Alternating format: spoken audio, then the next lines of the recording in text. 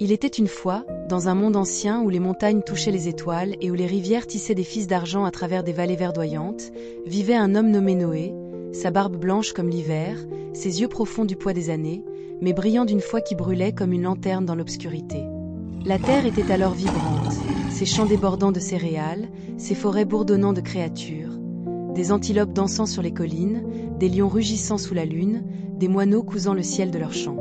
Mais les cœurs des hommes s'étaient alourdis, leurs mains tournées vers l'avidité et la discorde, leur voix un tumulte qui noyait les murmures de la joie de la création. Noé marchait parmi eux, ses pas assurés, sa femme à ses côtés, leurs fils, Sem, Cham et Japheth, forts et loyaux, leur rire une onde d'espoir dans un monde glissant dans l'ombre. Là-haut, Dieu observait, son cœur attristé, mais en Noé, il vit une étincelle, un homme qui écoutait, qui aimait la terre et son Créateur d'une confiance douce et inébranlable.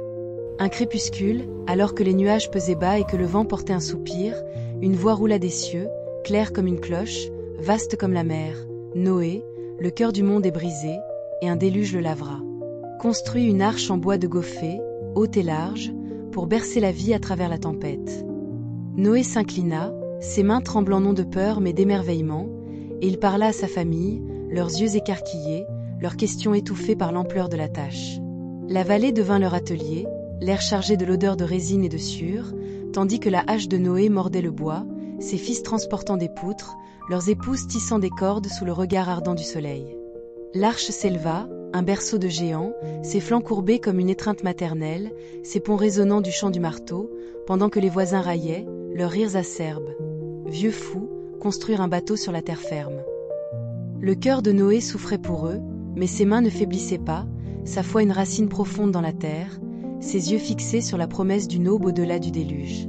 La voix parla de nouveau, douce mais ferme, rassemble les créatures, deux par deux, mâles et femelles, de l'aigle à la fourmi, afin que la vie perdure. Noé obéit, et la vallée vibra d'un défilé de pattes et d'ailes, des éléphants barrissant, leurs troncs ondulants comme des roseaux, des gazelles bondissant, leurs sabots un battement de tambour, des tortues avançant lentement, leurs carapaces luisant comme des pierres polies, et des papillons voltigeant, leurs ailes un kaléidoscope de crépuscule. Les agneaux d'Abel, épargnés du sacrifice, trottaient aux côtés des loups, leurs yeux doux d'une trêve ancienne, tandis que des colombes roucoulaient depuis les chevrons de l'arche, leurs plumes un murmure de paix. La famille de Noé les guida à bord, la rampe grinçant sous les sabots et les griffes, la cale un chœur de grognements et de gazouillis, chaque bête une note dans l'hymne de la création. Les gens observaient, leurs moqueries s'éteignant en silence, certains frappant à la porte alors que les nuages noircissaient le ciel, mais le temps du retour était passé, et les prières de Noé pour retombaient comme des gouttes de pluie sur la pierre. Puis les cieux s'ouvrirent, les sources des profondeurs jaillirent, et l'eau rugit, un déluge qui engloutit les rivières, escalada les collines et effaça les lignes des champs et des villes.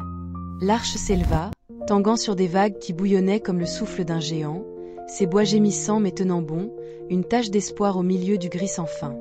À l'intérieur, Noé veillait sur les créatures, sa voix un fil calme à travers le hurlement de la tempête, nourrissant les girafes de feuilles stockées en hauteur, apaisant les panthères d'une main douce, tandis que sa femme raccommodait des filets déchirés par des griffes agitées, et ses fils vérifiaient la coque, leur visage éclairé par des lampes à huile oscillant comme des étoiles. Les jours se fondirent en semaines, le monde un souvenir noyé, mais la foi de Noé restait ferme, son cœur ancré à la promesse murmurée dans le calme de la vallée. Il envoya un corbeau, ses ailes noires contre la brume, mais il revint, las, sans repos. Puis une colombe, ses plumes douces comme l'aurore, s'envola, revenant sans rien. Mais des jours plus tard, elle revint, une feuille d'olivier dans le bec, verte comme un monde nouveau-né, signe que les eaux se retiraient, la terre s'éveillant. L'arche s'échoua sur la crête d'une montagne, ses portes grandes ouvertes, et les créatures se déversèrent, ours déambulant vers des forêts renaissantes, cerfs bondissant vers des prairies embrassées par le soleil, oiseaux peignant le ciel d'arcs colorés, leur chant une tapisserie de gratitude. Noé posa le pied sur la terre, sa famille derrière lui, et bâtit un autel, ses pierres rudes mais vraies, offrant des remerciements avec un feu qui s'éleva vers les cieux, sa fumée une prière de reconnaissance. Un arc-en-ciel s'étira à travers le ciel, vif comme le rêve d'un peintre, la promesse de Dieu que jamais plus un déluge ne consumerait toute vie, une alliance scellée dans la lumière.